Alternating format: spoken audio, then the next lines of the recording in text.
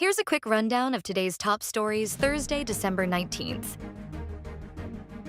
The decision regarding Mary Jane Veloso's clemency is still too early to be determined, according to President Marcos. While President Marcos said it is now up to the Philippine government whether or not it would grant Mary Jane Veloso clemency, he believes it is still too early to take up the matter. The president, however, said that there was no condition coming from the Indonesian government on Veloso's transfer to the Philippines, and is now up to the Filipino side, but the government must still have to look more into it. Veloso arrived in Manila on Wednesday morning after the Indonesian government turned her over to Filipino officials on Tuesday evening. Senators Dela Rosa and Bongo are ready to face charges against them recommended by the House Quad Committee.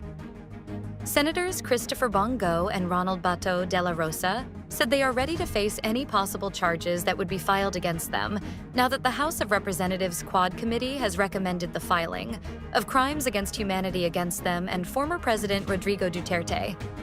Senator Go said in a statement that since that is the recommendation of the Quadcom, they will leave it up to the Philippine courts to decide if ever cases are filed, since that is what former President Rodrigo Duterte has been saying numerous times.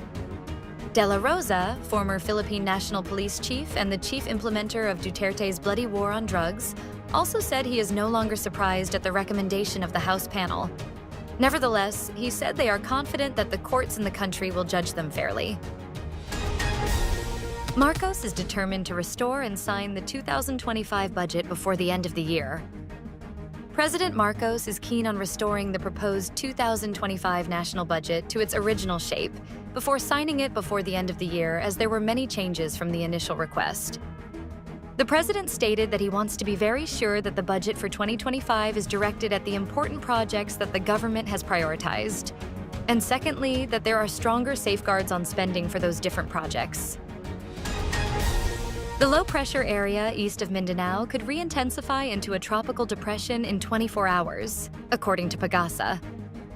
The Philippine Atmospheric, Geophysical, and Astronomical Services Administration said on Thursday, December 19th, that threats of flash floods and landslides persist across large parts of southern Luzon, Visayas, and Mindanao due to the combined effects of the shear line and a low-pressure area, and the latter has a high chance of re-intensifying into a tropical depression within the next 24 hours.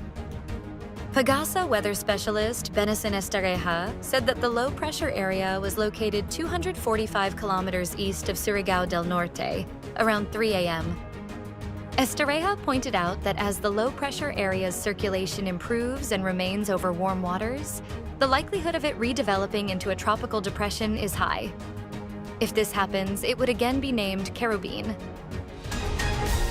House Speaker Romualdez says that the House eyes a one-year suspension of PhilHealth premium contributions.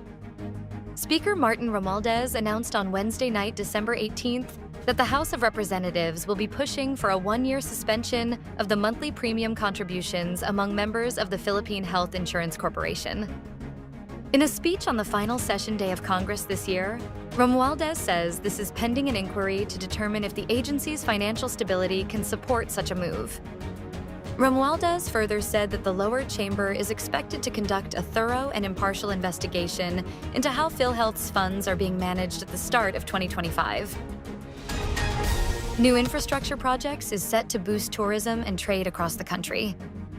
The Department of Transportation has signed agreements with major private corporations for 3 key infrastructure projects aimed at boosting tourism, trade, and transportation across the Philippines.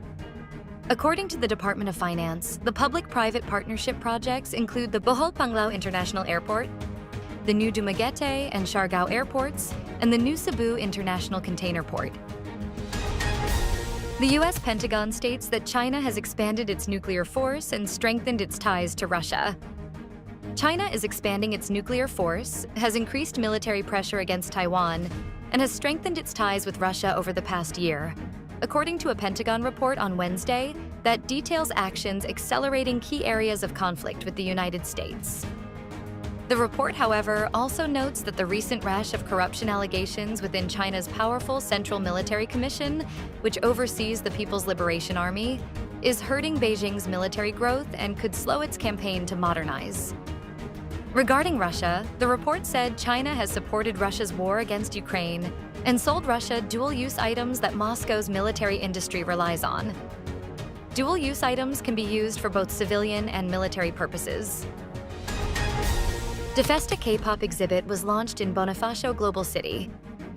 Following Tokyo, Seoul, Jakarta, and Los Angeles, the highly anticipated immersive K-pop exhibit De Festa was launched in the Philippines in Bonifacio Global City in Taguig. De Festa is produced by Korean media outlet Dispatch to mark its 10th anniversary. The exhibit showcases some of the biggest names in K-pop like BTS, Twice, 17, NCT 127, NCT Dream, ENHYPEN, Tomorrow by Together, and Stray Kids. Stay updated with the latest news. Visit our website at www.mb.com.ph or follow us on social media. Thanks for tuning in.